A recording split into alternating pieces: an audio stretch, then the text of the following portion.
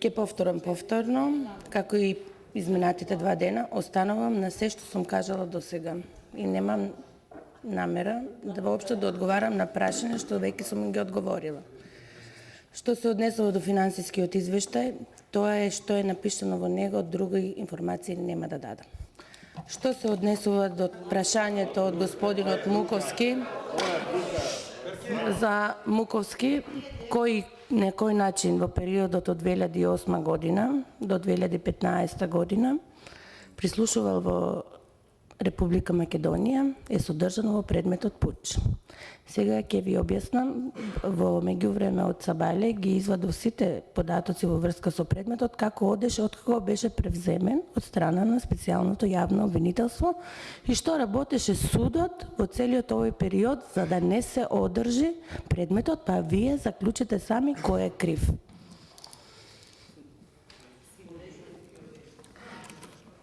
Предметот пуч од страна на специјалното јавно обвинителство беше превземено на 21.12.2015 година. Значи тогаш се воспостави надлежност. И поднесе барање до судот специјалното јавно обвинителство да не бидат доставени самите докази. Судот не ни ги достави доказите. Повторно 25.12. упативме барање до судот да ни ги достават доказите. Тие закажа главна расправа без да ни ги дадат доказите. Упорно го молевме судот да ни ги даде доказите. Тоа беше првото прашање кој требаше да се разреши. Судот рече дека имаме право да вршиме увид. Вршевме увид од 2 до 5.2.2016 година. На 9.2.2016 година повторно побаравме со допис да ни бидат доставени во фотокопија одредени докази. Судот на 18.2 ги одби да ги достави доказите со образложение дека помеѓу нив имало класифицирани списи. На 26.2 повторно ги побаравме доказите од предметот, пошто судот донесе решение на 29.2 со кое го одби нашето барање.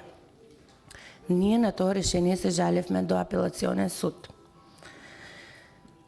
На 7.4 апелациониот суд донесе решение во наша корист.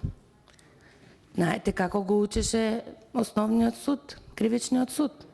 Му пишува и му кажува дека судот немал валидна правна основа спрема специјалното јавно обвинителство да се повикува на обврска за чување на класифицирани информации и нема пречка списите и доказите да се достават до СЈО.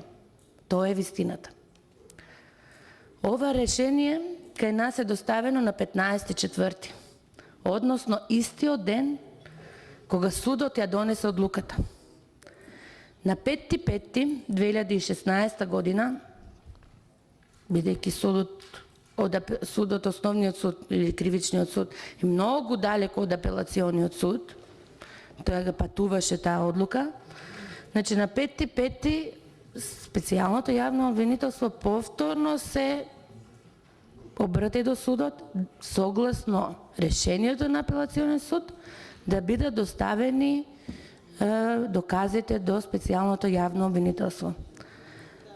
Да ви појаснам, знаете, а мислам дека не знаете, кога се доставени од судот доказите? На 30.6.2016 година. Во рок од 2 недели до 14.7.2016 година беа фотокопирани и снимени сите докази во предметот пуч, што мислам дека не се малку.